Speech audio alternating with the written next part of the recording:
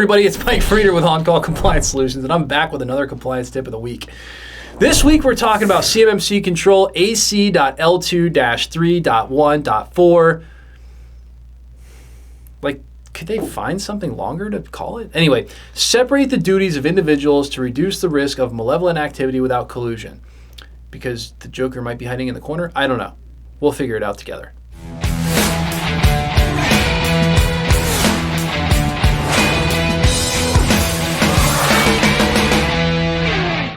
So hey, if you're a defense contractor who's feeling overwhelmed, tired, and alone, trying to understand all this CMMC, DFARS, and NIST SP 800-171 compliance stuff on top of an already colossal workload, I've got great news for you. You've found your home here at On-Call Compliance Solutions, where we can help you transform into your company's on-call compliance hero. Let's jump into it. So, checks and balances. Yes, this is control, all about checks and balances. Or more specifically, taking the time to define what those checks and balances may need to be in order to stay secure and protected. The goal with CMMC Control AC.L2-3.1.4, separate the duties of individuals to reduce the risk of malevolent activity without collusion, is to force the organization to look at what job duties exist, which could require separation in order to guarantee information security. All right? What do you got to separate to make sure the information stays secure? That's probably the easiest way to put it. Once separation requirements are defined, hey, here's a hint, right? We're probably going to have a written policy here. The next step is to make sure no person's job duties require tasks that are defined as requiring separation. So in other words, make sure that when you're writing people's job duties or reviewing them and they're handling CUI, their job duty can't create some sort of a conflict of interest or something that would require separation, like the guy that makes the part and the guy that tests for the quality of the part, that kind of thing. All right? So this control is highly similar in nature to accounting controls. You don't want the same person who checks the mailbox for checks to also do the deposits and write the checks and do the accounting. And then writes the checks to the same person who, could maybe cash it and make it disappear off the books. Bad stuff, right? That's separation of duties. They're bringing it to information security. Bringing it back like the 80s. All right. Similarly, CMMC requires you to examine this reality within your own operation. Now, if I was an assessor, I would be using 3 assessment points here, right?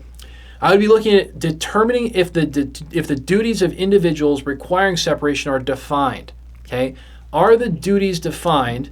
They got to be defined somewhere, right? They got to be defined a couple ways, right? Job descriptions are one place. You could even have them in separate security groups in Active Directory. That could be defined. Lots of ways to do it. Now, if I was to give a sample answer on that point, I'd say job descriptions are in place for all authorized users able to access CUI. Those job descriptions have been written and defined in a manner consistent with best practices to separate duties, which may create a risk of malevolent activity. Now, that's one way to sample answer. Another way you can sample answer is you can say, hey, those people with conflicting job duties have got some sort of permission level separation. All right, so people who are in HR don't necessarily have IT administrative capabilities to go in there and play around with the system and edit settings or edit people's pay in the accounting system, things like that. So again, lots of different ways to answer that question. Now, point number 2, determine if responsibilities for duties that require separation are assigned to separate duties. Okay, make sure that they're actually assigned to do different things that don't conflict. Each authorized user is only granted access to that information which is required to complete their currently assigned job duties. Okay? Upon completion or change in duties, access is modified or revoked in accordance with IT ticket requests from the information owner. So again, whoever it is that owns that CUI information, they're putting in an IT ticket request to grant and then revoke access whenever it's not necessary. That's very important. You need to be able to give a demonstration of that. Okay, and then final point is determine if access privileges that enable individuals to exercise the duties that require separation are granted to separate individuals. So let's break that down, right? Are access privileges that enable individuals to exercise the duties and then requiring separations, are they granted to separate individuals? Okay, great question, a very, very overlooked thing. In other words, don't give one guy all the keys to the castle.